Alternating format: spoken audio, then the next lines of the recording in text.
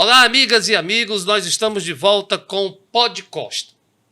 Hoje nós trouxemos aqui para dar um depoimento um político que tem uma história.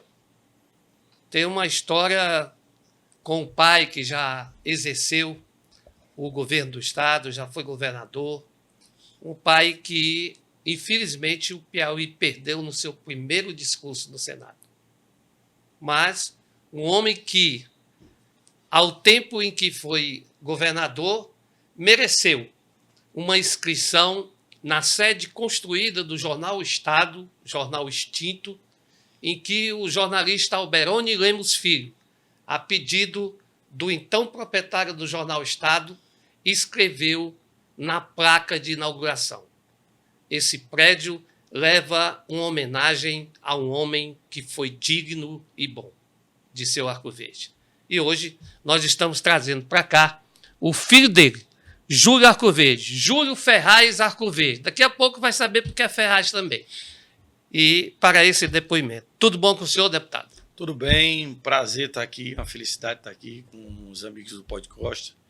E muito feliz por esse momento que a gente vai ter de debater aqui, de conversar sobre política e sobre outras coisas do nosso estado. Sem dúvida nenhuma. Deputado, temos aqui já a prática, os nossos entrevistados, eles começam fazendo um resumo da sua vida até o ponto em que chegaram aqui. Tá. Certo? Poderia começar então? Exato, pode ficar tranquilo. Sou filho de Disseu Arcoverde, Maria José Ferraz Arcoverde, nasci aqui na cidade de Teresina, acompanhei meu pai muito novo ainda nesse ingresso político, desde quando era secretário de saúde do então governador Alberto Silva. Depois virou governador do estado e senador. Infelizmente, como você mesmo disse, em 79, em março de 79, no dia 9 de março de 79, no seu primeiro discurso fazendo a defesa do plano de saúde do ex-presidente Ernesto Geisel, foi escolhido para fazer esse plano de defesa no Senado, se sentiu mal, teve um derrame cerebral, vindo a falecer no dia 16 de março de 79. Foi uma pessoa, um médico, principalmente usava a medicina como sacerdócio, e depois foi que entrou na política, a convite do então senador Petrônio Portela. Com a morte do meu pai, a gente teve que se refazer, a minha mãe tomou de conta realmente toda a família, foi um misto de mãe e pai ao mesmo tempo, nos educou e fui morar no Rio de Janeiro para estudar. Voltando do Rio de Janeiro, vim para Teresina, montei uma empresa de seguros que até hoje tenho, há quase 30 e poucos anos, 32 anos, e fui convidado para entrar na política já depois de muito tempo do meu pai falecido, pelo senador Ciro Nogueira. Me convidou para se filiar no antigo PFL e comecei essa carreira afiliado no PFL, e em 2001, 98, eu fui coordenador da campanha do então candidato Hugo Napoleão. Em 2001, quando a justiça cassou o senador Monsanto e o senador Hugo Napoleão assumiu o governo do estado, fui convidado para ser diretor-geral do Detran. Ali começou uma carreira em órgãos públicos que me credenciou muito.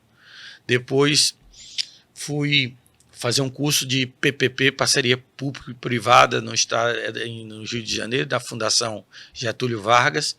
E engraçado que, é até uma história que eu posso contar aqui, o ministro Wellington Dias foi no Rio de Janeiro, na Fundação, atrás de uma pessoa que pudesse implantar o primeiro núcleo de parceria público-privada no estado do Piauí.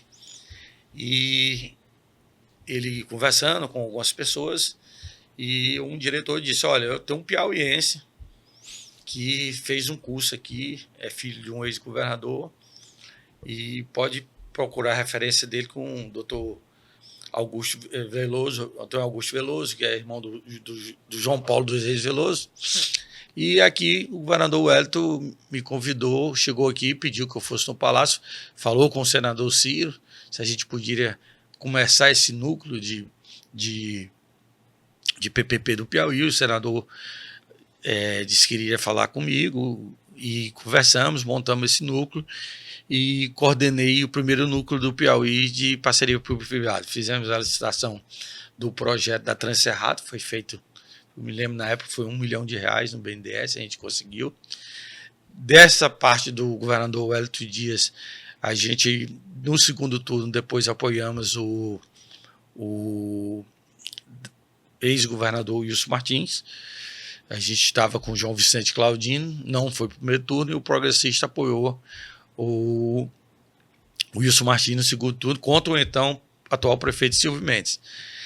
E o governador Wilson Martins, eleito, me convidou, como eu coordenei junto com outras pessoas ao segundo turno dele, me convidou para ser o presidente da GESPISA. E lá fui assumir a GESPISA. Quando o Partido Progressista, a nível nacional, recebeu o Ministério das Cidades da então presidente Dilma, coube ao progressista do Nordeste o cargo de diretor-geral do Denatran. Com a experiência que eu tive, por isso que eu agradeço muito o ex-governador Hugo Napoleão, com a experiência que eu tive do Detran, eu me credenciei a ser diretor nacional do Denatran. Então eu fui indicação de todo o progressista do Nordeste, não só do senador Ciro, mas do deputado Eduardo da Fonte, o ministro da época era o ex-deputado Mário Negromonte, e assumi o Denatran. Saí da GESPISA com 7 meses de gestão, do Wilson Martins, e assumi o Denatran. Fiquei lá por 2 anos e meio, até que houve o falecimento do então ex-deputado Ciro Nogueira. Aí eu fui convidado pelo senador Ciro a fazer parte de um projeto dele de futuro, um projeto de crescer o partido. A gente, quando assumiu o partido, tinha 9 vice-prefeitos e acho que 14 ou 16 prefeitos. E deixamos a presidência do partido com 85 prefeitos, quando eu passei agora, há uns 2 anos atrás, para o presidente Joel. Mas nesse exercício, o senador Ciro Nogueira fez um acordo com o governador Wellington Dias e indicou a deputada Margarete Coelho como vice-governadora. E me convidou para representar o partido. O partido só tinha um candidato a deputado estadual. E como eu era o presidente do partido, tinha uma ligação já com alguns prefeitos, algumas lideranças do partido, e eu me elegi deputado estadual pela primeira vez, com 31.300 votos.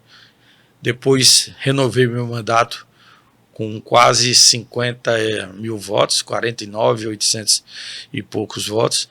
E foi quando teve a oportunidade da deputada Iracema sair para que fosse candidata a vice do Silvio Mendes.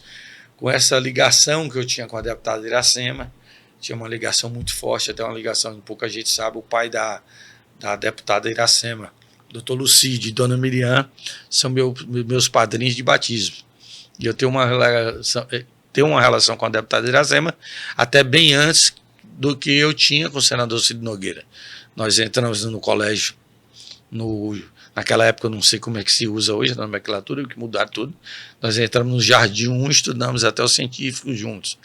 Então, quando ela saiu para ser vice, ela me chamou e disse: ó, Júlio, eu só vou nessa missão se você assumir a missão de ser deputada federal na minha vaga. E eu prontamente aceitei, conversei com o senador Ciro e estou aí no meu primeiro mandato de deputado federal, onde, graças a Deus, fui muito bem prestigiado pelos colegas progressistas, principalmente pelo senador Ciro e pelo o ex-presidente da Câmara, meu amigo Arthur Lira, que me deu logo uma responsabilidade de ser presidente da CPI da manipulação dos jogos, e que também tratava com as bets.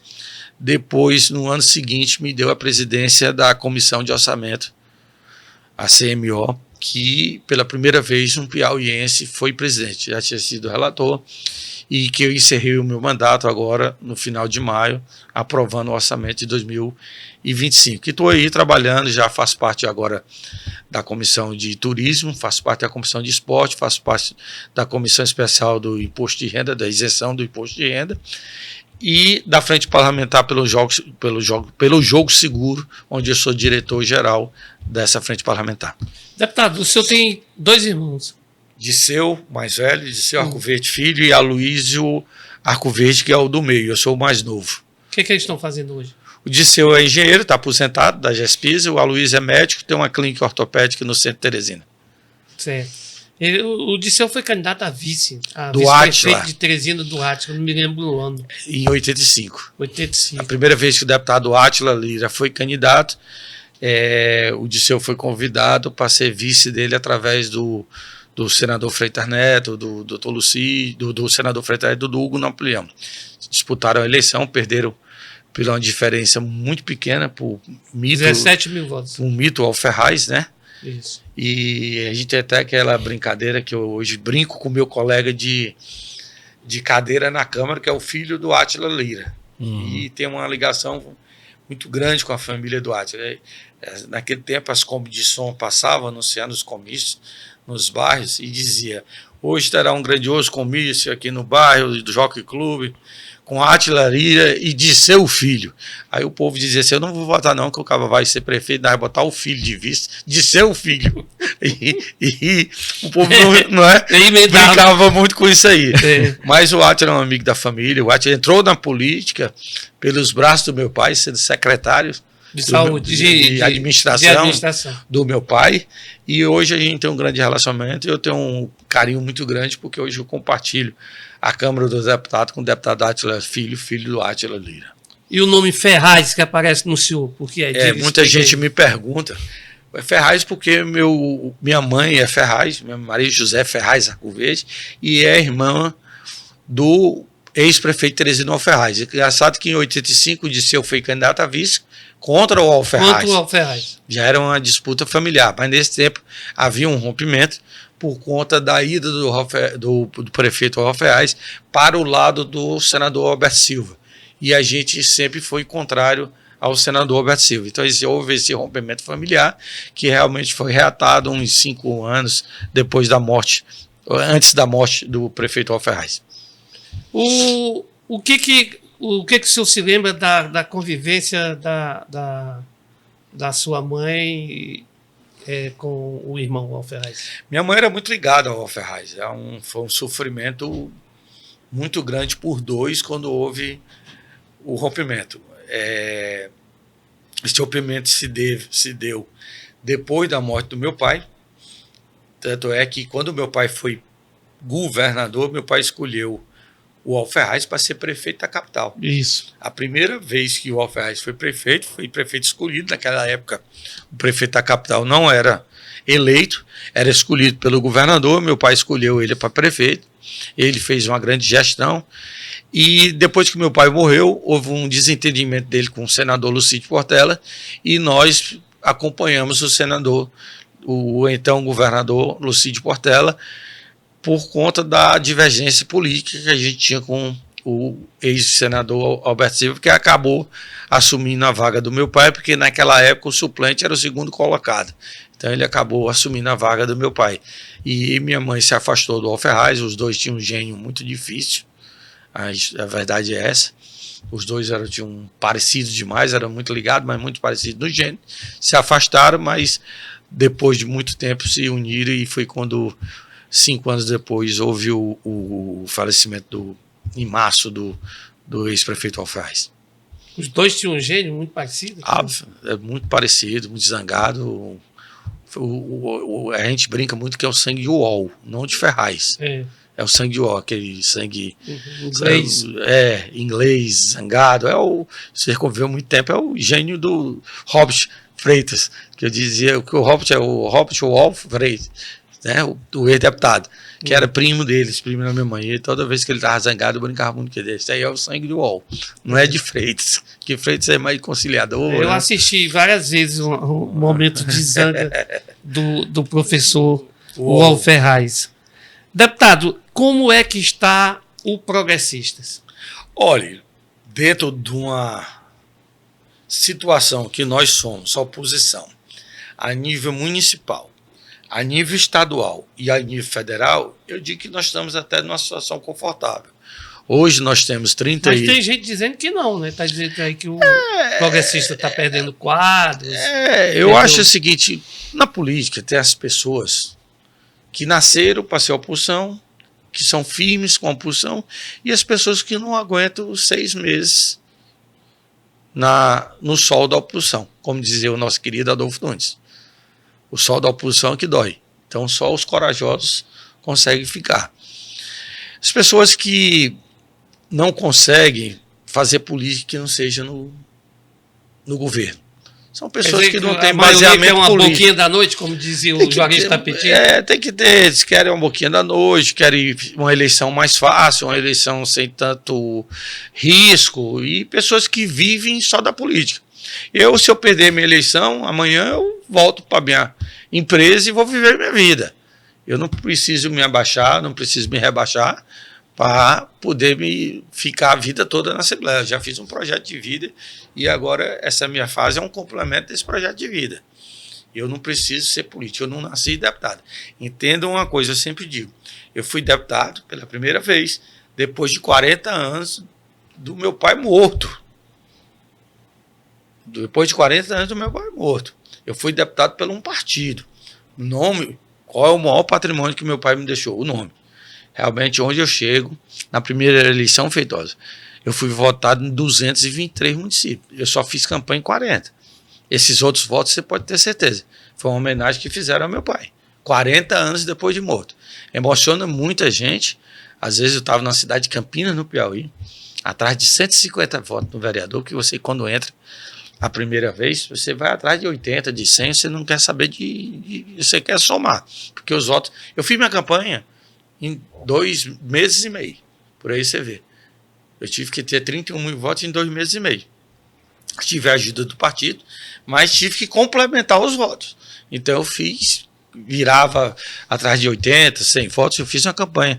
Fui em Campinas do Piauí, eu me lembro, e uma senhora me pegou e disse: você é filho ou neto do Disseu? Eu digo: não, eu sou mais novo, sou filho do Disseu.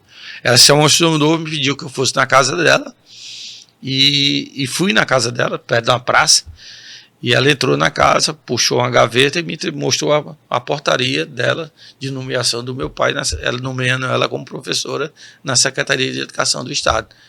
Ela disse: eu nunca vou deixar de votar no filho do Disseu. Então são votos como esse que eu consegui. Eu costumo dizer que o maior patrimônio que meu pai e minha mãe me deixaram foi a história política dele, a história de vida dele. Meu pai exerceu, antes de ser político, uma medicina do sacerdote. Eu costumo dizer de uma medicina totalmente diferente do que a gente vê aí. A gente morava numa casa na Aureliano de Abreu, número 1710, e depois foi até a imobiliária de um amigo seu, do Coronel Janari, imobiliária Expansão, e lá tinha um quintal. E a minha imagem de infância era o quintal cheio de peru, capão, vivos, aqueles latas de leitinho com areia e ovo dentro. Isso. Que meu pai não cobrava, e o cara vinha do interior e trazia, eu não podia pagar, trazia um capão, trazia um ovo, trazia um capote, trazia uma galinha, e ele levava lá para o quintal lá de casa. Então, antes de ser político, ele teve esse nome na medicina. Tanto ele era especialização clínico geral. Eu era muito novo, mas eu convivi, tive a oportunidade dos irmãos, foi que convivi mais com meu pai, porque os outros 2 já moravam fora, moravam em Belo Horizonte. E eu, muito novo, às vezes, até para o meu pai ter convivência comigo, me levava muito para o interior. Fiz muita viagem com, então, Dr. Sebastião Leal, Dona Dulcinéia, Dr. Nazareno Araújo, que eram os companheiros do meu pai de viagens.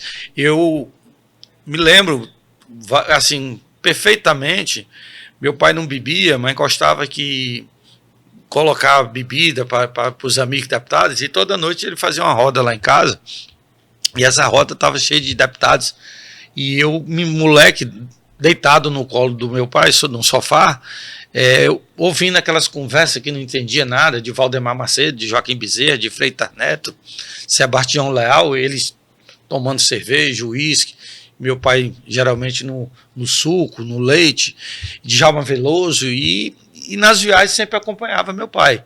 Às vezes, quando minha mãe viajava para uma viagem fora, Para não me deixar só aqui em casa, ele me botava no carro e eu passava de 3 dias dentro de uma veraneio, morando com ele dentro de uma veraneio. E ficava com ele no interior, tudo. Então eu acho que isso vem muito da vocação política, apesar de ser muito novo, dessa tendência minha política em relação a isso. E foi um momento que eu aprendi a conviver com as pessoas, né? E ele ensinava muita gente isso, apesar de novo. E eu me lembro que ele dizia, ó, o tempo que eu tenho de ver isso aqui, quando eu estou no carro, ou estou com vocês aqui tomando esses uísque, é que eu vejo o Júlio. Porque senão não dá tempo de ver. E os outros já eram mais velhos, já moravam fora. Então eu convivi muito com ele nisso aí. E no dia fatídico, minha mãe tinha vindo com o meu irmão do meio, a Luiz, para uma festa da Elvira Raulino aqui, eu brinco muito, era às 10 mais, não sei o que, alguma coisa dessa. Ela pegou um avião cedo, antigo avião da VASP, voo 282, e veio com meu irmão na quinta-feira. E ele me ligou, ele saindo de casa, voltando do Cooper dele, disse, Júlio, sua mãe tá indo agora, com seu irmão Aloysio para Teresina. Eu vou ter que fazer esse pronunciamento no Senado à tarde, em defesa lá do plano de saúde do presidente Geisel, e ressalva-lhe Fácia Feitosa. Eu acho que isso acentuou muito o problema dele, porque ele ficou muito preocupado que naquela época os adversários da arena era Paulo Brossard, Pedro Simon, então pessoas de um alto gabarito, um nível muito alto. E ele estava se preparando muito para esse pronunciamento. Para um embate. Para um embate. E aqui fazer justiça. E ele virou quase 15 dias à noite estudando muito com o piauiense de Curimatá, Carlain Guerra de Macedo, que era da Organização Pan-Americana de Saúde. Muito falado e muito competente. Muito competente. E o Carlai foi que estava dando assessoria a ele nesse projeto, desse plano de governo. Então, eu me lembro, na quinta-feira, ele se despediu de mim, me deu um beijo e disse, olha, eu vou só fazer esse pronunciamento, é o tempo que tu vai para a aula, volta. E em Brasília tinha uma famosa churrascaria do Lago. E ele disse, chegando aqui eu te pego, e nós vamos jantar na churrascaria do Lago, porque tanto você como eu gostamos, e na sexta-feira vamos para Teresina. E cheguei do colégio por volta de 13h, ele já tinha saído, e fui descansar, depois fui jogar, e até meu companheiro, estou aqui tentando me lembrar o nome, companheiro de bola lá, é o ex-governador do Mato Grosso, que hoje é deputado federal, e a gente se encontrou depois de muito tempo. Então fugiu o nome dele, eu te digo já. É meu companheiro de pelada, e o Dino Viana, filho do Bernardino Soares Viana. Bernardino Soares Viana. O Dino, que era o mais novo também. O Bina Viana. Bina Viana. E eu subi às 17h30, 18h, tomar um banho, a campanha tocou, era então o governador indicado, doutor Lucídio Portela, de qual eu sou afiliado. E eu abri a porta e ele me deu um abraço muito forte e disse que estava indo ali com um assessor do meu pai, que era o chefe de gabinete na época, pegar um pijama e umas escovas de dente, que meu pai tinha tido um problema. E nisso eu não levei tanto a sério, achei que era uma coisa simples, porque pegar pijama, né? Escova de dente. O senhor estava sozinho? Sozinho, sem ninguém lá em casa. No apartamento? Só com a funcionária. E quem foi me dar a notícia foi o governador indicado, Lucídio Portela. Doutor Lucídio, mais um assessor do seu pai. Chefe de gabinete. E me tranquilizaram. Eu liguei para a secretária dele, que era uma pessoa que eu tinha intimidade, porque era a pessoa que eu ligava, negócio de colégio e tal. E ela disse, não, Júlio, ele teve só um problema gástrico, teve um mau passamento, mas foi para o setor médico aqui do Senado. E eu acho que ele não vai nem dormir aqui, vai para casa. Quando eu passou mais umas horas, o doutor Lucídio me pegou e me levou para casa do então ministro Petrônio Portela para me ficar. Você tinha quantos anos? Acho que 12 anos, 12 a 13 anos. Ele foi em 79, eu nasci em 66. 13 anos. 13 anos. E eu fui para casa da dona Iracema Fiquei à noite lá na casa da Dona Iracema, conversando muito com o genro dela, e ela me tratando muito bem. Ali foi que eu comecei a perceber que tirei alguma coisa. Quando ela me disse, a Maria José está chegando agora. Nós mandamos pegar a Maria José agora. E então ela estava voltando. Já voltando para Brasília. Aí foi que eu senti que era coisa... Mas a gente, com 13 anos, não tem a percepção do quadro que é, né? No dia seguinte, de madrugada, minha mãe chegou e a gente começou a ter as informações. E ele passou, ainda acho que uns 7 dias, do dia 9, até tem uma história folclórica que é bom a gente esclarecer. Isso. Que a posse do Dr. Lucídio era 15 de março. Todos os governadores tomavam posse de 15 de março. Exatamente. Ele teve um negócio no dia 9 de março. E ficou até lá. E foi operado no dia 14 de março por um piauiense chamado Pedro Sampaio, que até foi homenageado aqui na Universidade Estadual na época do governo Monsanto. Eu acho que tem algum auditório, alguma coisa em nome desse... É o piauiense. Demorou porque esse piauiense estava fazendo uma palestra no Canadá. E o então governador de São Paulo, Paulo Maluf,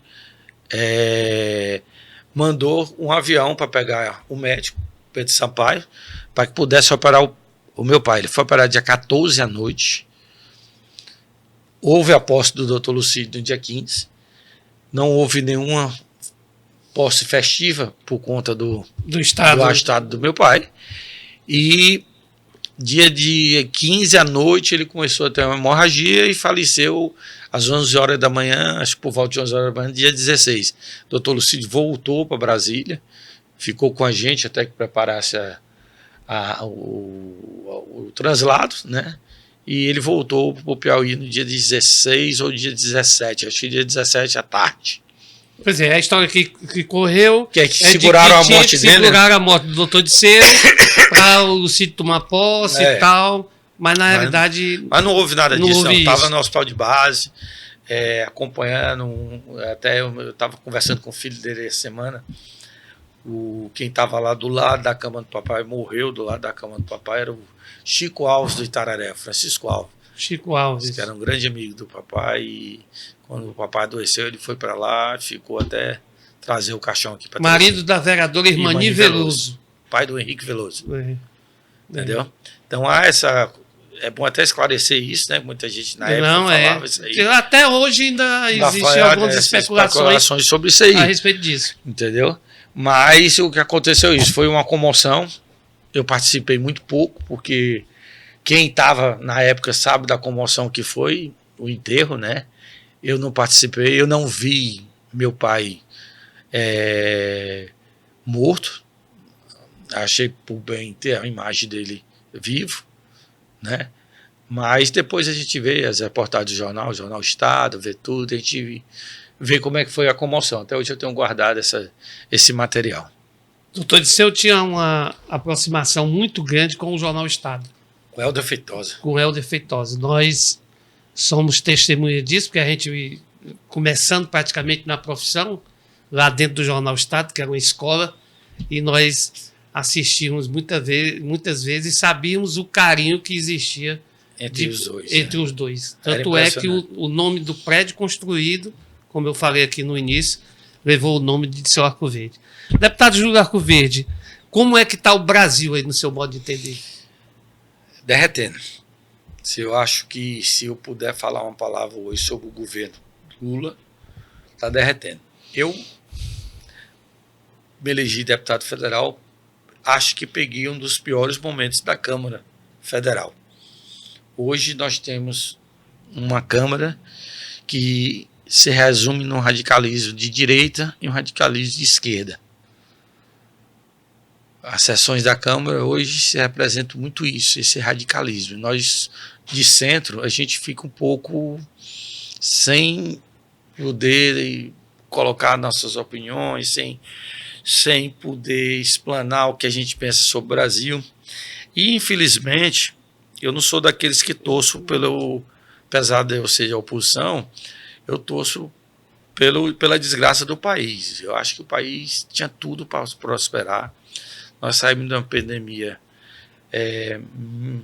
bem pelo que aconteceu da pandemia, mas eu costumo dizer que nós colocamos um presidente, isso é bom que diga, democraticamente, um presidente eleito, presidente Lula, com uma visão muito atrasada. É um presidente, a meu ver, com pensamento analógico na época digital. E, infelizmente, ele não conseguiu governar o governo. Porque, às vezes, ganhar a eleição é uma coisa. Agora, você conseguir governar um governo é muito complicado. Existe, Feitosa, várias correntes do governo dentro de um só governo. Um puxando o tapete do outro. E a gente que não é no governo, a gente vê claramente isso. Essas informações o senhor obtém na Câmara? Na Câmara, a gente vê. Eu fui presidente da Comissão Mista de Orçamento, eu tratei com o ministro Padilha, da CRI, tratei com a ministra Gleice, tratei com a Simone Tebet, só não tratei com o Rui Costa, que ele não gosta de atender parlamentar, mas tratei com todos eles, com o líder Randolfo, que é uma pessoa bem intencionada, eu digo aqui, com o Zaratini, líder do PT na Câmara, a gente tratei com o líder da oposição. Então a gente vê isso claramente, a gente que não é do governo, que não é do partido do governo, vê claramente, e eu acho que até os próprios deputados do PT sabem disso, das várias correntes que tem dentro do Palácio Planalto. Isso faz com que a gente sofra porque o governo não consegue ter um direcionamento. Eu estava dizendo, antes de você chegar aqui, Feitosa, o governo tem muita pauta negativa. Quando a gente pensa que o governo vem com uma pauta positiva, eles conseguem criar uma pauta negativa. Primeiro foi a história do PIX, esse ano. Depois houve o problema do INSS. Quando a gente pensa que está saindo do problema do INSS, aí vem o problema do IOF. Exatamente. Então, o governo está precisando de pautas positivas. O governo precisa mostrar para a população e para a Câmara e para o Senado que não é só aumentar imposto, que está disposto a cortar gastos. Isso é uma economia familiar. Se você perdeu um emprego e só tem 2, você vai não poder gastar o que você gastava quando você tinha 3 rendas. É uma coisa simples que tem que ser feita. E o governo não consegue fazer esse dever de casa. A articulação do governo na Câmara é muito falha. E a gente, dizer que a gente tem boa vontade, a gente tem muita boa vontade. No ano passado, o presidente Arthur fez com que o governo votasse todas as pautas do governo. Eu votei várias pautas do governo a pedido do presidente Arthur Lira, que foi muito fiel ao governo. E digo, o presidente Hugo, ele é muito bem intencionado. Agora, o Hugo precisa ter uma visão maior de país. E isso ele está cobrando. Ele cobrou na semana passada. Ele e o presidente do Senado. Não adianta ver de garganta baixa, baixar aqui para dizer que vai aumentar imposto, aumentar IOF e resolver o problema, não. Tem que ter a contrapartida. Nós parlamentares... Você não acha que o Hugo Mota está muito submisso ao não, é o executivo, não? Não. O Hugo é o estilo dele. O Arthur tem aquele estilo mais agressivo, o alagoano, o coronel. O Hugo não. O Hugo é uma pessoa da conversa, da articulação, mas não pense que o Hugo vai baixar a guarda para o governo, não. Ele foi que levantou essa bandeira do IOF. Ele disse, aqui não passa. Se não houver a contrapartida do governo, o governo cobra contingenciamento de emendas, depois eu queria dar um passo para contar dessas emendas. E aumenta os gastos do próprio governo. Qual é o dever de casa de corte que o governo vai fazer? Hoje, todo mundo tem uma visão de emendas parlamentares. Toda a boca da imprensa nacional é emenda parlamentar. E muitos feitores, eu fico muito triste porque eu fui do orçamento, falo sobre sem uma noção. A ideia que tento passar, e isso a gente no Nordeste é muito prejudicado, a ideia que a imprensa do Sul tenta passar é que a emenda vai para o bolso do parlamentar e não para o município. Eu já percebi isso. Eu defendo a emenda especial, que eles rotularam de emenda PIX, porque ela é desburocratizante. Ela desburocratiza o dinheiro, ela chega mais rápido na ponta. Mais rápido para a necessidade. Um projeto de um calçamento hoje, aqui não é condenando os técnicos da Caixa Econômica, porque lá não tem material humano também, para ser aprovado, para a licitação dura em torno de 1 ano e 2 meses. Na Codevasf, do mesmo jeito. Então, essa emenda especial criada foi para que tivesse uma ação mais célere, mais rápida para os municípios. E quando falam em corte de emenda, eles não veem que eles estão prejudicando os estados mais pobres, como o Piauí, como o estado do Nordeste, do Norte, do Centro-Oeste, São Paulo, Santa Catarina, Paraná. Realmente não precisa de emenda parlamentar. Os municípios por si mesmos são pujantes, são ricos. Essa história da perca dos deputados, isso é um problema muito sério para o Piauí e para os estados que vão perder esses deputados. Vai representar, cada deputado representa no seu mandato quase 600 milhões de reais para os municípios. Aqui no Piauí seria 1 bilhão e 200 milhões de reais que nós perderíamos com a perda de 2 deputados federais. Estados como o Rio de Janeiro vão perder 4 deputados federais e 12 estaduais. Com essa ideia do Supremo de reduzir, o estado do Piauí perder 2 cadeiras, o estado do Piauí terá 8 representantes, com 3 milhões e 600 mil pessoas, habitantes, e o Amapá, com 800, terá o mesmo tanto de representantes do Piauí. Isso é igualdade? Não é igualdade. A diferença é muito grande. Diferença muito grande. E outra coisa, o Supremo se baseou num censo totalmente falho. Foi um censo que o próprio Tribunal de Contas da União reparou que foi falho em vários itens. Tanto é que deu que os municípios não tivessem a queda da sua arrecadação por conta do uso do censo. Conseguiram uma forma de deixar os municípios para não perder a arrecadação, porque acharam que o censo foi falho. E como é que você pode diminuir a bancada dos estados, a representatividade dos estados por conta de um censo falho? Eu vou lhe fazer, o censo foi feito na Covid.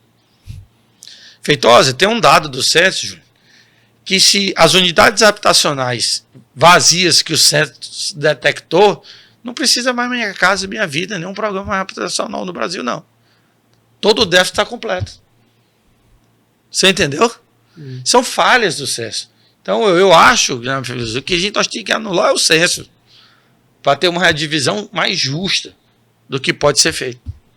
Deputado, fala-se muito hoje que o Supremo está absorvendo o parlamento. Por conta de uma ineficiência também do parlamento. Eu acredito que a gente tem que se impor. Mas agora há pouco o senhor enalteceu o presidente da Câmara. Não, e ele tem sido uma pessoa agora que está tomando algumas vezes essa votação que teve do deputado das prerrogativas, do deputado do Ramage, tá entendendo? Mas o Supremo foi lá e cortou mais da metade do que a Câmara decidiu. Porque a palavra final, na realidade, acaba sendo do Supremo. E quem pode ter alguma ação contra o Supremo é o Senado e não a Câmara. O impeachment do ministro Supremo é feito pelo Senado, não a Câmara. É bom esclarecer. Eu sou cobrado muito pela área de direita de impeachment, mas a Câmara não pode dar impeachment do Senado.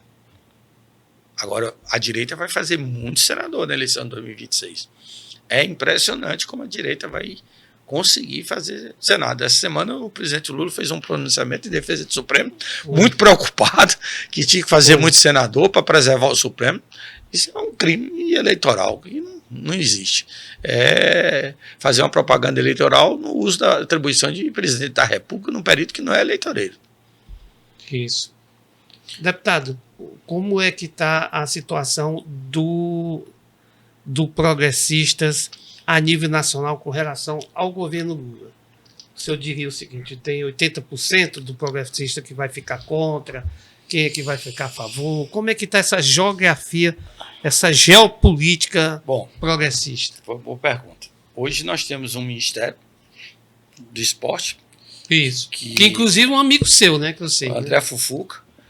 Mas que se dependesse de mim não estaria lá. Então o senhor foi na posse dele. Eu fui na posse dele, fui na posse dele prestigiar o amigo Fufuca, o amigo particular que eu tenho, mas ele sabe o que eu penso em relação ao Ministério. Até porque grande parte do partido hoje é contra a participação do partido no governo Lula. No governo. Nós temos hoje uma corrente muito grande do Sul, uma corrente muito grande do agro, dentro do partido, você vê à frente, o presidente da Frente Parlamentar do Agro é o senador Lupion, o deputado Lupion, do Paraná, é do nosso partido. E eu acredito que mais de 80% do partido seja contra a participação do partido no governo. Até porque todos os partidos que estão participando estão sofrendo com essa má administração do governo. Não é só o Progressista, é o PMDB, é a União Brasil. E eu acredito que na eleição de 2026, o senador Cid, que é o presidente da União Brasil, do Progressista, e o Antônio Rueda, que é o presidente do União Brasil, claramente dizem que essa união parlamentar, essa federação, não estará com o presidente Lula em 2026. Ei, deputado, só uma breve pergunta, aproveitando aqui o ensejo. O senhor que convive na Câmara, o senhor tem um papel destacado, circula em diversas rodas, conversa com um parlamentar do governo, da oposição, enfim. O que foi que aconteceu? Porque agora o Republicanos, a nível nacional, está anunciando aí uma federação com o MDB. E era esperado aí uma grandiosíssima federação entre republicanos, progressistas e, se eu não me engano, era Republicanos, Progressistas, qual é o terceiro partido? União Brasil. O que é que aconteceu que o Republicanos não quis entrar na federação? Se você perguntar a opinião pessoal do deputado Júlio, eu digo o seguinte: a gente começou numa federação progressista e republicana. Isso. Depois houve a chance do União Brasil. E o republicano não queria fazer a federação com a União Brasil. Como nós já tínhamos acertado com a União Brasil, não poderíamos cortar a corda e escantear. Foi uma escolha, mas eu acredito que esta federação do republicano com o PMDB, a gente ouve falar mais aqui do que em Brasília. Até por conta do tempo prazo de eleição. Você tem uma noção. Nós trabalhamos, nós progressistas, eu digo isso porque eu fui uma das pessoas que mais trabalhei para a federação, tanto com o republicano como com a União Brasil. Eu tenho um relacionamento maravilhoso com a igreja. Você vê com o pastor Gessivaldo, eu fui várias vezes com o pastor Gessivaldo, lá com o Marcos Pereira. É um amigo que eu tenho, presidente do republicano, Marcos Pereira, um homem de palavra, um homem sério, entendeu? Que pode ter certeza, quem é do republicano se orgulha muito de ter o pastor Marcos Pereira como presidente. Mas o que é que acontece? O tempo é muito curto para essa federação. Isso aqui no entendimento do deputado Júlio. Nós passamos, fechando essa federação com a União Brasil, 6 meses. E até agora, essa semana que vai ser publicado o estatuto. Nós resolvemos não mexer em nenhum município brasileiro. Por conta do tempo que é muito curto ainda. Isso. Então, quem é União Brasil vai continuar no Brasil, quem é progressista vai continuar até as eleições de 2026. Depois é que nós vamos tratar de acomodar essa junção nos municípios. E eu acredito, Júlio Arcoverde falando, que tem São Paulo no meio. Tem o PMDB de São Paulo e tem o republicano de Tarcísio. PMDB vai largar o governo Lula? PMDB vem com o Tarcísio, se o Tarcísio for candidato a presidente? Então essa federação já começa por aí. Isso. Entendeu? Já começa dando problema aí. A gente conseguiu, depois de 6 meses, conciliar 18 estados. Ainda tem uns 5 ou 6 estados na União Progressista que está sob o comando da Nacional, porque a gente não conseguiu conciliar ainda essa questão, como a Paraíba. Entendeu? Dá bem aqui o exemplo da Paraíba. O senhor é um homem de trânsito hoje, e segundo as informações que nós temos, bem avaliado entre os colegas e tudo. Foi presidente de comissão de orçamento, CPI, negócio de futebol, essas coisas todas. Então o senhor é um homem bem informado. Quem é o candidato a presidente da oposição? Agora você me apertou. Eu sou vice-líder do Progressista, viu? Eu também. Também agora. Essa semana passada eu fui nomeado. Mas ó, agora você me apertou. O candidato de centro tem que ser candidato de unir todo mundo. O candidato ideal seria o presidente Bolsonaro. Ele não pode ser candidato até agora. Até agora ele não pode ser candidato. Vamos esperar, eu acredito que a gente tem que aguardar até o final do ano. Mas Esse discurso de aguardar é só mais estratégico, porque ninguém acredita que ele possa ser. Né? ainda mais do judiciário do jeito que está aí. A gente não tem.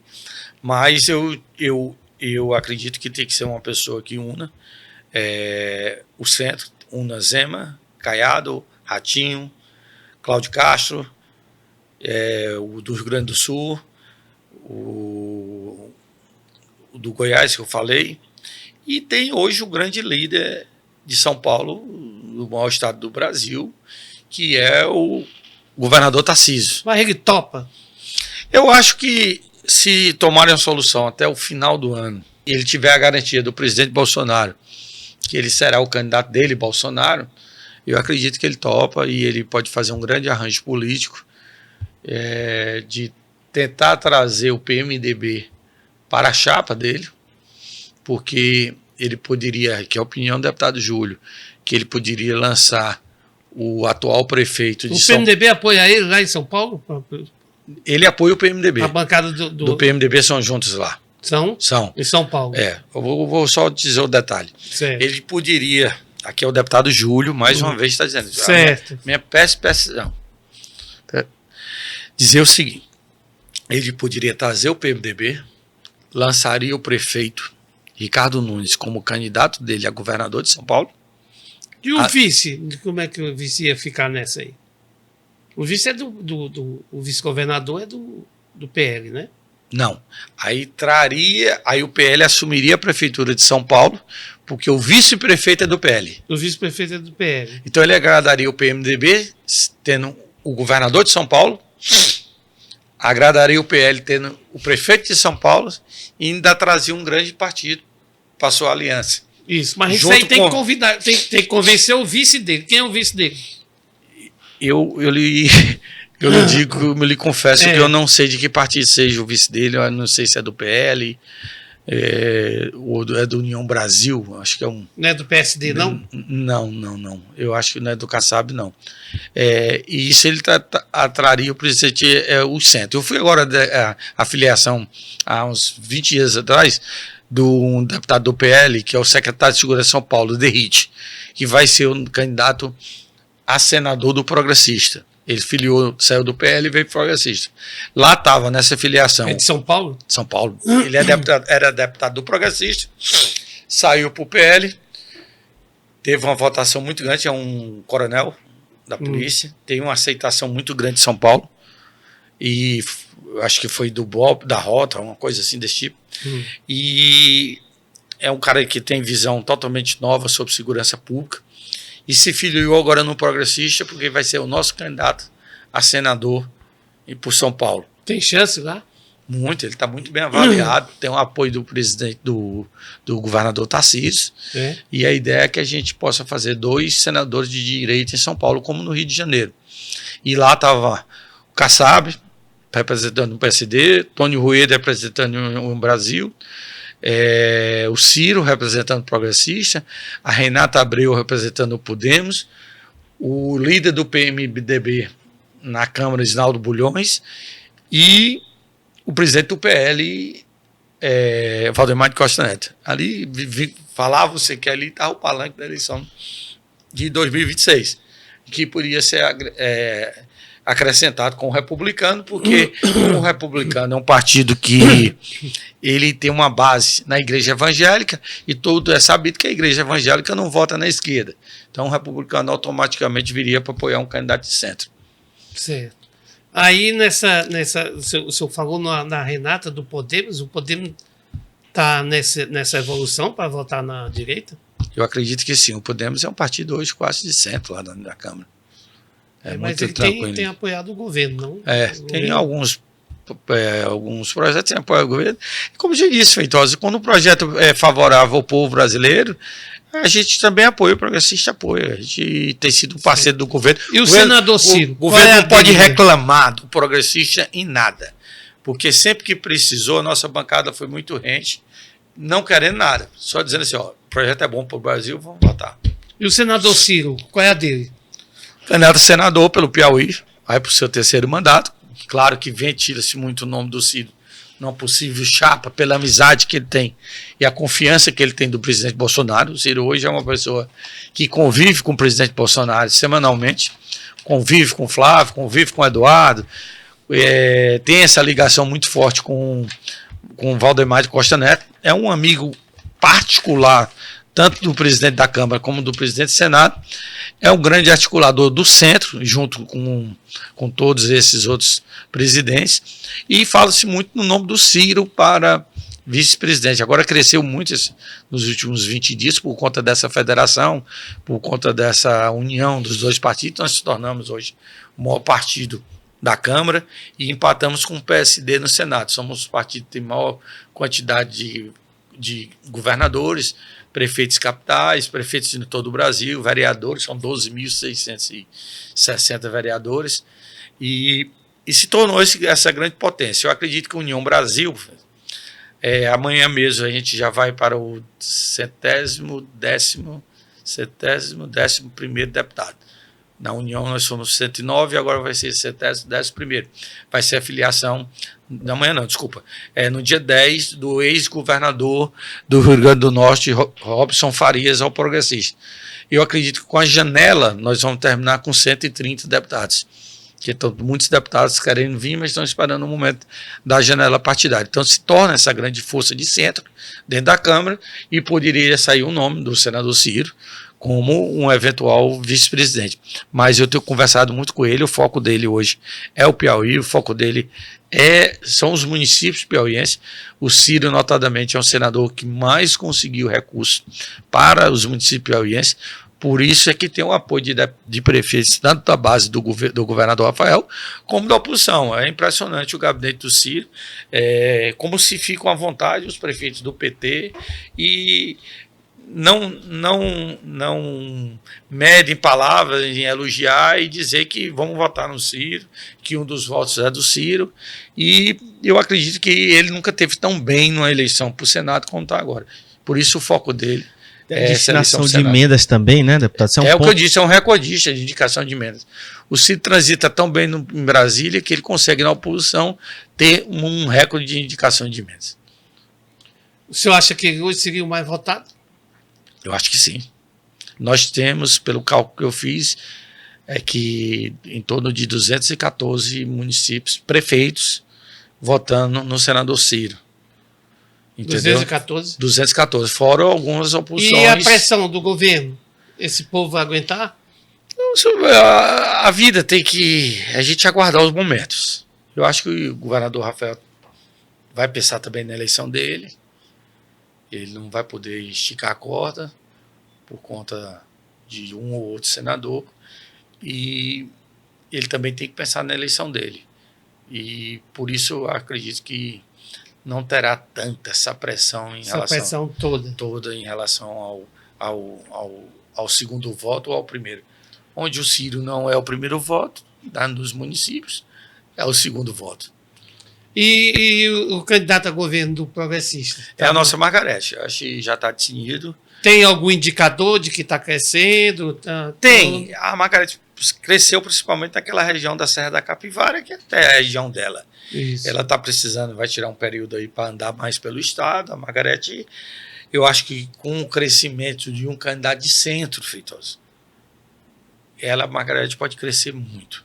É mulher, foi deputada estadual, deputada federal, presidente do Sebrae, hoje trabalha com empreendedorismo no Brasil todo, tem essa capacidade de geração de emprego e renda, tem essa capacidade de hoje de penetrar em todas essas camadas produtoras do Brasil. A deputada Margarete, ela é do Sebrae, tem um cargo importante. O Sebrae não é coisa do governo Lula, não? Margarete está lá, do governo Lula. Como é que ela vai se equilibrar aqui, se houver pressão daqui? Se tiver que sair, ela vai sair.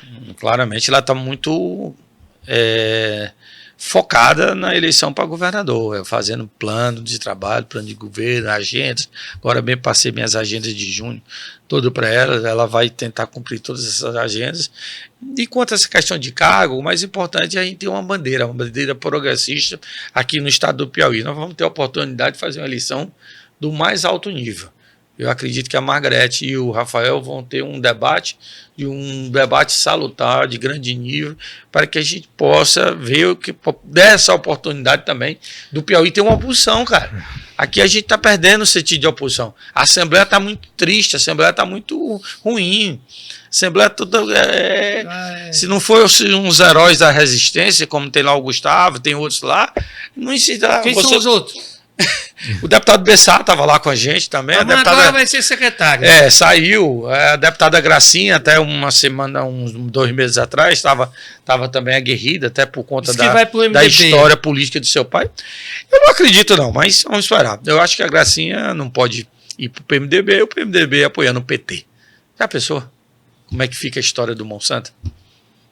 Pois é, Monsanto a vida inteira. Como é que é a história do Monsanto? 3 coisas o homem não deve fazer: morrer, nascer, morrer e votar no PT. Comigo, o problema do Georgiano eu sou oposição. Quem está comigo é por fidelidade, é por serviços prestados. Eu tenho aquela história que, vou contar aqui, se me permite, que o deputado de oposição, eu estou saindo agora para a abertura de um campeonato de futebol em São Pedro do Piauí. Podia estar bem aqui hoje numa churrascaria, num negócio. Estou pegando o carro aqui com o deputado Gustavo, estamos indo agora para São Pedro. Eu costumo dizer que o deputado de oposição, ele tem que ir até batizado de filho de prefeito de liderança, batizado de boneca de filho de prefeito de interior. Porque quando o cara vai trair, a primeira dama disse: opa, mas ele andou 4 anos aqui, toda semana ele vem aqui, não faça isso com ele não, né? Então o meu voto é muito fiel, meu grupo, eu tenho um grupo muito fiel, de gente muito gabaritada, que olha, você vê, eu tenho meus prefeitos de liderança, votam em mim desde a minha época de deputado estadual, pô. São poucos que mudaram, aqueles que mudaram é porque são conhecidos, já acabam mudando mesmo, toda eleição não consegue repetir um deputado, repetir uma coisa. Então, comigo não tem problema. Mas o que eu tenho ouvido dos deputados da base do governo em relação ao deputado Georgiano é muito forte. E eu não sei de onde é que vem essa estrutura. Entendeu? Essa estrutura do Georgiano é muito forte, porque para mim o que se resume a atuação do Georgiano, a mim ele não interfere em nada, não mexe com o deputado Júlio em nada. Porque eu disse, meu pessoal é muito fiel. Se resume naquelas entrevistas do Fábio Novo. Na palavra do Fábio Novo. E eu ouço isso a nível estadual, como ouço isso a nível federal. Você acha que tem prefeitos do Melong que estão votando no Ciro, prefeitos do deputado Florentino, do deputado Francisco, estão votando no Ciro só porque o Ciro coloca emenda, só porque o Ciro é bem articulado? Não. Tem um sentimentozinho também de não querer votar por conta de uma mágoa, de ter perdido um prefeito, de ter perdido uma liderança. E quando você tira, é o que eu disse, você tira mais do governo, da base, do que da oposição. Porque quem está na oposição está contigo, meu irmão. Quem está na oposição está debaixo do sol, está debaixo do pau, da taca. O cabo é Júlio, não tem quem mude. Entendeu? O cabo é Ciro, não tem quem mude. Então, o que faz a gente ter uma tranquilidade maior em relação à nossa eleição, a eleição do Ciro, a eleição do Átila, é esse pessoal que ficou com a gente até agora. Isso é uma depuração que a gente precisa fazer. Quando você diz, tem alguns deputados que largaram o progressista, foi uma depuração. Já pensou a gente contar com esses deputados 3 anos e meio? Aí depois, lá na frente, esses caras largaram a gente para estar com o governo. Quando houve o processo de carta de anuência dos 3 deputados estaduais, eu dizia, eu não tenho nada contra esses cabras. O Thales é um amigo particular, deputado Thales. A deputada Bárbara, até o dia que ela fez o que fez, era uma amiga que se hospedava na minha casa. A deputada Bárbara se hospedava no meu apartamento em Brasília. Por aí você vê como é que era. Frequentava meu escritório quase que diariamente, até pela amizade que eu tinha com o pai dela. Muito grande. Então, quando a gente fez aquilo, é para proteger quem está no pau com a gente, quem está na oposição com a gente. Porque o que adianta?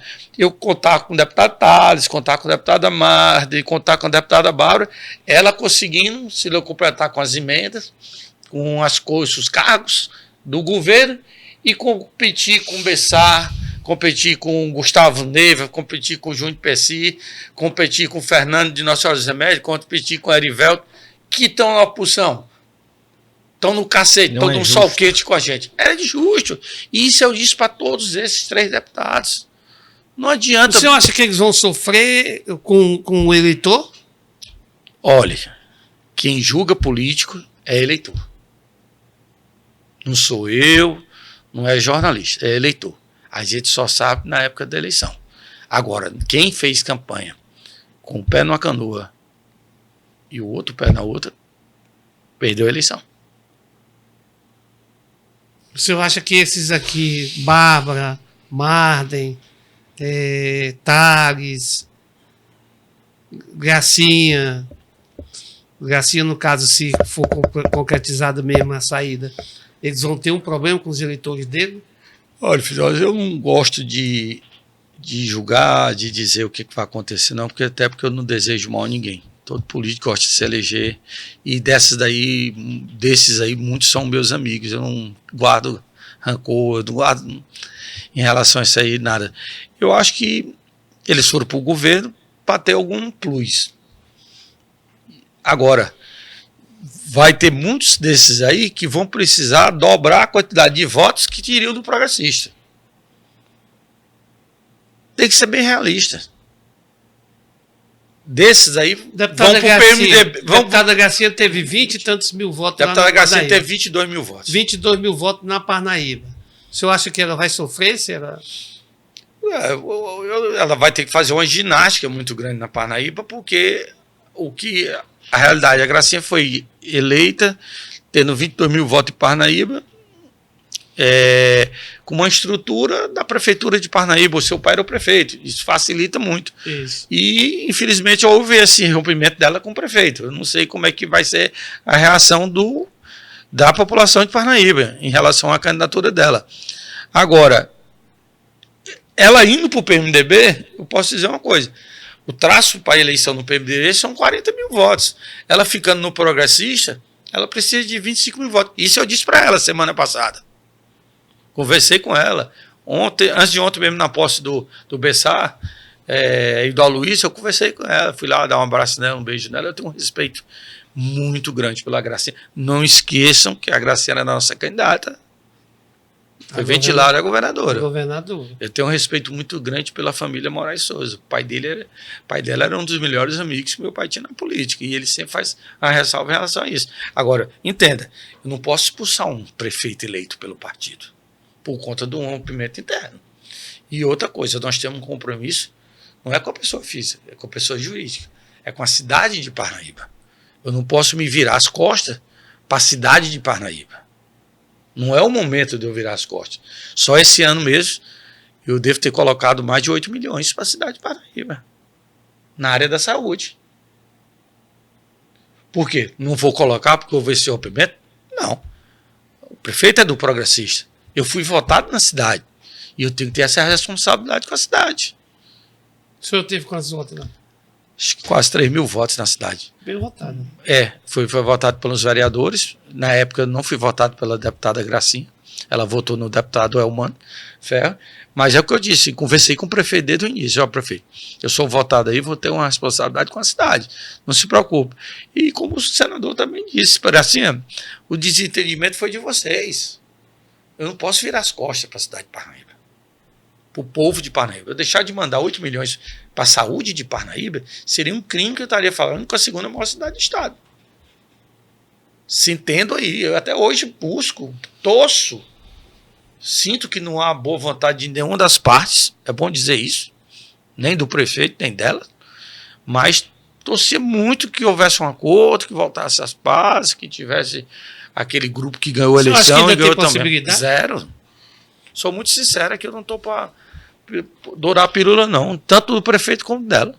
Eu sinto, converso há mais de 2 meses com os dois. Então, pela avaliação que o senhor fez aí, com palavras delicadas, o senhor não quis ser ofensivo, mas pela análise que você está fazendo, ela está cometendo um suicídio político. Não, é porque eu não sei o que é que está acontecendo em relação a ela. Eu acho que se ela for para outro partido, e ela é uma pessoa inteligente, ela deve ir com a garantia de votos que possam dar uma situação mais confortável nela. Vamos dar um exemplo aqui. Falo muito da ida dela para o PMDB. Você é uma pessoa muito experiente, vocês são experientes na política. Vocês sabem que ir lá no PMDB, para se eleger, o cara não tiver menos de 40 mil votos, roda. Então, se ela for para o PMDB, e do jeito que eu torço pelo sucesso dela, ela deve ir com a garantia de que o PMDB vai colocar quantidade de votos suficientes para que ela não corra risco na eleição dela. Não é só trazer emendas parlamentares, dar um recurso como dá para os deputados, é ter essa condição de votos para que ela não corra risco na eleição. Eu torço que ela tenha conversado tanto com o governador Rafael, como com o presidente do PMDB, Marcelo Castro, em relação a isso. Como nós fizemos com a Bárbara. Bárbara, nós botamos a Bárbara debaixo do braço. E fizemos a eleição da Bárbara. O senador Ciro foi para cima da eleição da Bárbara. Era uma questão de honra. E às vezes os outros deputados reclamavam muito em relação a isso. A gente sofreu muito. E o Ciro dizia assim: eu não estou fazendo por conta da deputada Bárbara. Eu estou fazendo por conta do meu amigo Firmino Filho. E como foi que ele se sentiu depois que ela inesperadamente fez aquela declaração de que estava... Feitosa, é um negócio inacreditável. Eu lhe juro que... Foi uma surpresa grande. Uma surpresa muito grande. Ela era cotada, inclusive, para ser candidata a prefeito. Cotada a ser candidata a prefeito. Eu fui a uma reunião, levei os deputados estaduais do partido Wilson Brandão. Até hoje o Wilson briga comigo, Marden Menezes, por um pré-lançamento da Bárbara lá no Clube dos 100, pô. 10 dias antes de acontecer o que aconteceu. Eu não julgo. As pessoas... O que o senhor acha que houve ali? Pessoas... Eu lhe juro, é uma coisa tão inacreditável que eu não tenho o que dizer. Eu acho assim, eu imaginava tudo na minha vida política, menos que a deputada Bárbara tivesse uma atitude daquela que teve. Eu digo assim, meu sentimento da Bárbara foi um sentimento assim, muito ruim, não foi nem de... Eu fiquei tão atônico que nem decepcionado eu fiquei, porque depois foi que cair a ficha. Eu digo, pô, eu tô com essa menina conversando todo dia, entendeu? Quando eu sou pelo um jornalista, eu nunca me esqueço, eu estava indo para a filiação no Senado do filho do Garotinho, prefeito de Campo, Vladimir Garotinho. E uma jornalista daqui me disse: tá sabendo que a Bárbara vai se filiar agora, vai aderir agora para a campanha do Fábio Novo? Já Bárbara. Não pode, a Bárbara é candidata. Nós estávamos fazendo um trabalho de comunicação com a Bárbara, nós fizemos um trabalho de media training com a Bárbara, pela Fundação Milton, na época a Fundação Milton Campos. Nós estamos investindo na Bárbara, nisso aqui. Não, é boato. E nesse caminho, o senador Ciro me liga: Júlio, que história é essa da Bárbara? Eu digo: não, é conversa, isso não existe. Cheguei no Senado, já estava acontecendo a filiação, ele mostrou só o celular assim com a foto para mim.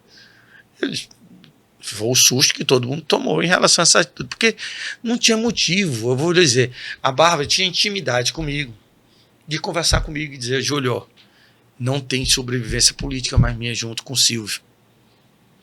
Chegou no meu limite. Eu não tenho como ver com o doutor Silvio. Mas na semana passada ela estava na casa do doutor Silvio.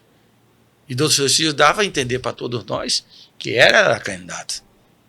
Existia até a chance do deputado Luciano Nunes ser candidato.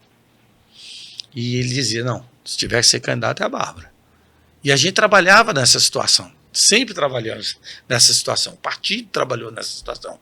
Então a gente não via deslumbrar nem motivo para ela. Porque a Bárbara tinha intimidade de ir para o meu escritório, passar a tarde toda conversando. Entendeu?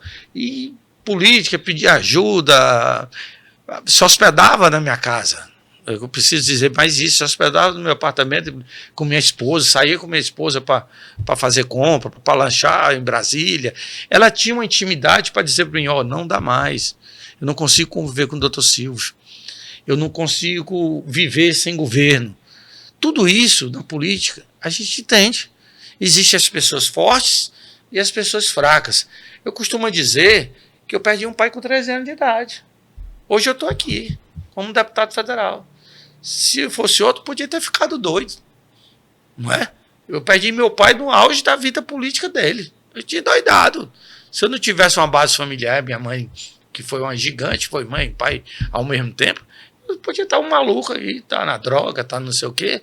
Então a gente tem que compreender o ser humano. A única coisa que eu não compreendo, porque o deputado Martin saía, eu não tinha intimidade com o deputado Martin.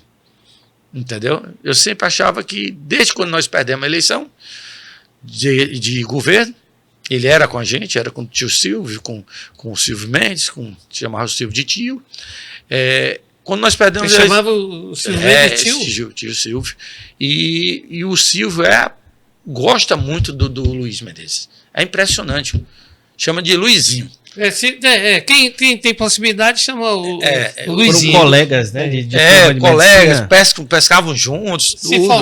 Formaram juntos, pescavam juntos. O Silvio tem muito carinho pelo Dr. Luiz Mendes. Eu vejo toda vez que ele fala do Luizinho, tudo, esse menino do Luizinho, esse menino, sabe assim, então o Silvio tem um carinho muito grande pelo Luiz Mendes. E então o Marder eu não estranhei, porque desde quando a gente perdeu a eleição, ele já estava dando sinais que não tinha sobrevivência política mais na oposição, que precisava ir atrás de um partido da base do governo. E a gente foi notando aquilo com muita tranquilidade. Foi como o deputado Tales. O deputado Tales, quando ele foi me comunicar que não iria mais ficar no partido, eu até sugeri a ele, o menino foi em Brasília, na Comissão Mista de Orçamento, eu disse, já que tu vai sair, malandro, vai logo pro PT, pô.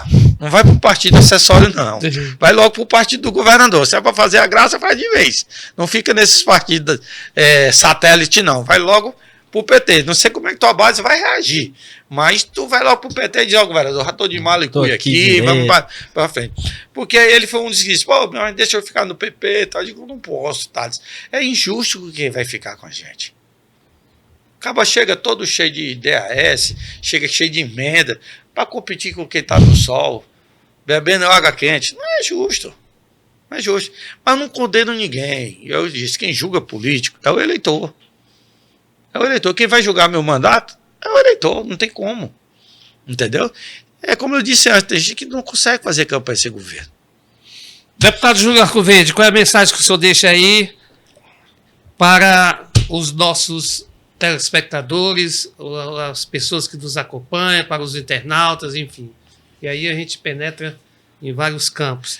Quero lhe dizer que foi uma senhora entrevista com esses episódios que pouca gente conhecia, né, retratos da história, e o que se observa é que quando as pessoas fazem as coisas bem intencionadas, elas ficam marcadas de uma forma indelével para sempre, como foi o registro que o senhor fez de algumas atitudes do seu pai. Primeiro, obrigado, Feitosa, obrigado, Júnior. Eu queria agradecer essa oportunidade. Foram poucos lugares que me deram essa oportunidade de poder contar um pouco a história da minha família, contar a história política do meu pai, contar o meu crescimento político. E esse compromisso, eu acho que a mensagem que eu deixo é o compromisso de continuar trabalhando cada vez mais para o Estado. Às vezes eu recebo o governador no meu gabinete e sou muito respeitado por isso. O governador pergunta, Júlio, você quer alguma coisa do Estado? Eu digo, não, Rafael, eu quero lhe ajudar. O que é que você precisa aqui na Comissão Mista de Orçamento? Que eu possa ajudar o meu Estado. Mas o povo me escolheu na oposição. E assim eu devo ficar. Eu acho que fazendo atitudes como essa, eu com certeza sou muito mais valorizado pelo governador, como se eu tivesse mudado assim que perdesse uma eleição, assim que mudasse uma eleição. Eu respeito muito o Rafael, ele sabe disso. Conheço o pai dele, conheço a história. O pai dele foi sócio do meu irmão, Aloysio, na Copil. O Robert Freitas. Robert Freitas, Nazarena, Aloysio, mais outros. Tem um carinho. Aloysio também era, né? Começaram junto a sociedade. E respeito muito a família, respeito o Rafael, como eu tenho certeza e tenho mensagens de respeito dele comigo. Às vezes os prefeitos vão conversar com ele, prefeitos que votam em mim, e ele pergunta, quem é seu deputado federal? o deputado Júlio. Ele incapaz de tentar persuadir algum prefeito e dizer, não vote no Júlio, não vote. Ele me respeita. E ele sabe que quando a causa é o Piauí, ele pode contar sempre com o deputado Júlio. Toda vez que ele me pediu essa reforma tributária, nós fizemos um trabalho junto com o ministro Aguinaldo Ribeiro. Toda vez eu fui muito célere em atender o pedido dele, porque eu acho que nós temos que aprender com as bancadas dos outros estados, e esta bancada tem feito muito bem. Nós temos de largar as divergências locais para focar no Piauí. Eu aprendi muito na bancada do Ceará. Lá, quando acaba a eleição, eles viram a página e a bandeira do Ceará. E isso nós estamos conseguindo fazer agora nessa bancada do Piauí. A gente briga aqui. Às vezes eu me chateio uma vez com o deputado Júlio César ou com outro deputado, mas quando a gente chega lá, se junta todos em defesa do estado do Piauí. E é isso que a gente vai continuar fazendo.